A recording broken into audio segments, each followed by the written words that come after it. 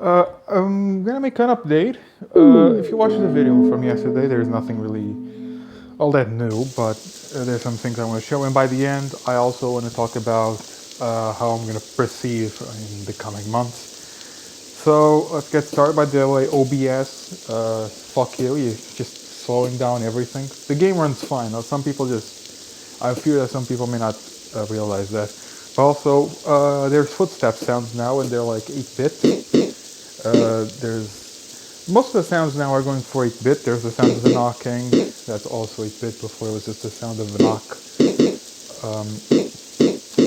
There's sound of the rain now, but the rain I need to find some like royalty-free rain noises because right now it sounds too realistic. It needs to sound like 8-bit. But most of the other sounds so far they go for the 8-bit. They have to go for the aesthetic, which I think the previous builds didn't go because I was more worried about the gameplay a little bit with the killer. So as you see here, walking and getting the brown key from the door. So there's a bit of gameplay here. But first, I want to show that you're gonna see this. Yeah, you enter the door and it kind of stops raining, and the sounds of the rain get lower because you're inside a building.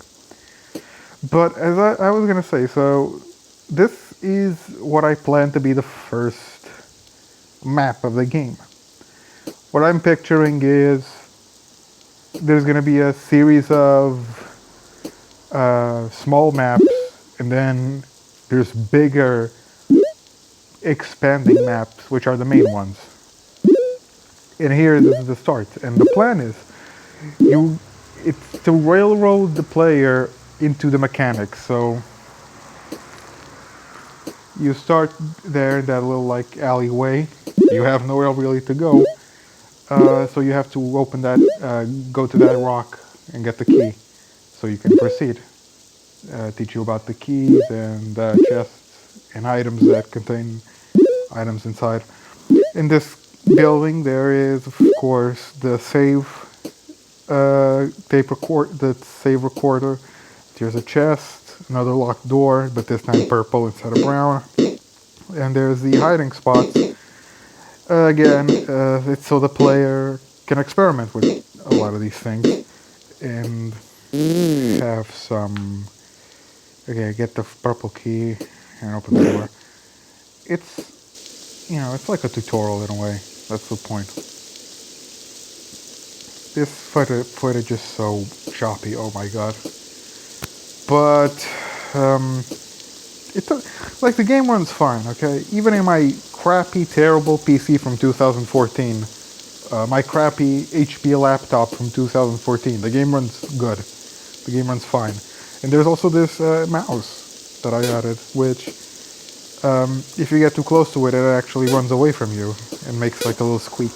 Again, an 8-bit squeak. There's not much more to show. There's also some like nice environment things, like some night atmosphere. With the rain, there's like cracks in the floor. You can kind of tell which is the building and which is like the road because the road is a bit cracky. It's got some like specks. There's like little bits of grass. There is papers just sort of blowing in the wind. And the insides are like clean. And they have furniture. Also lights flickering on the roads. I like that. I think it's pretty nice. Not all of them flicker. Some of them are turned on forever. Others are just turned off and don't turn on. I think that's a good detail. Ultimately, I think the atmosphere is what the world was needing, because the other builds, the last build, they were test builds. They didn't have any atmosphere, but just pure silence, and it was not great in terms of atmosphere, I think.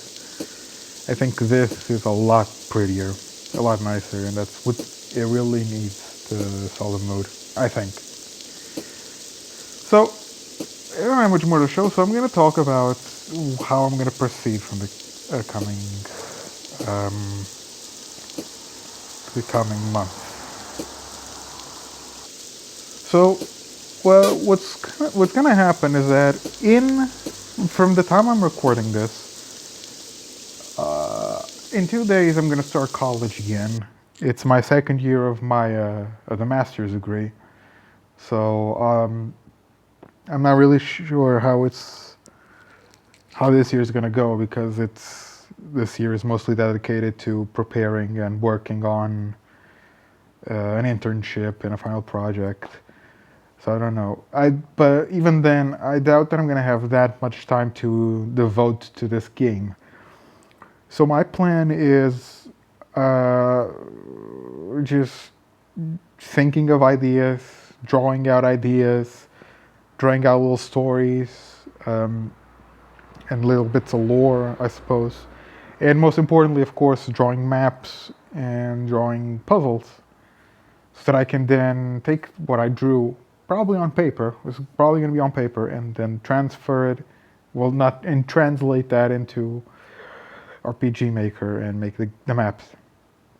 Because there's not much point in trying to build them in RPG Maker to start, because I think it's better if I just draw out the full maps and sort of think about how it's going to go. Yeah. That's what I'm gonna do. Development on this game, but regardless, development on this game is gonna slow down a lot because of college and because I have college to attend. Um, so yeah, that's kind of what I wanted to say. Thank you for watching, and have a good one.